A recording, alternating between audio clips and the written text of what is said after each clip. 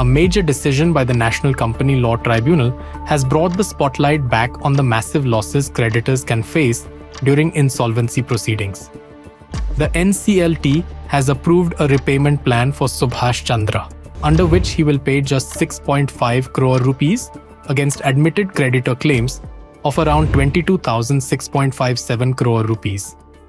The recovery works out to nearly 0.03% of the admitted claims. For creditors, that means a haircut of approximately 99.97%. Despite strong objections from some lenders, the tribunal has cleared the repayment plan. One of the key objectors was LIC Housing Finance. Its admitted claim against Subhash Chandra stood at Rs 1,322.39 crore.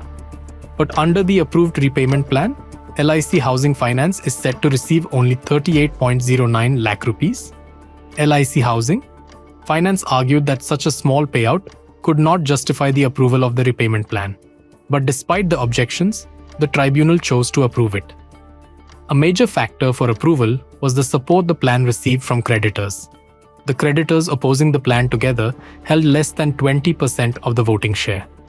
On the other hand, creditors representing 80.81% of the voting share supported the repayment plan. The tribunal also considered the valuation of Subhash Chandra's personal estate carried out by the resolution professional. According to the NCLT, the valuation showed that Chandra's personal estate was worth significantly less than the amount being offered under the repayment plan. The tribunal also considered what could happen if the plan was rejected. It said rejection could push Chandra towards bankruptcy, which could potentially further reduce the chances of recovery for creditors. The NCLT reasoned that if the insolvency process was resolved and Chandra returned to financial stability, creditors could eventually have a better chance of recovering their dues directly from the principal debtors. The NCLT has also made it clear that once the repayment plan is approved, it becomes binding on all the creditors covered under it. That includes creditors who voted against the plan. Following the approval, the resolution professional has now been directed to prepare and place on record a revised and final list of creditors.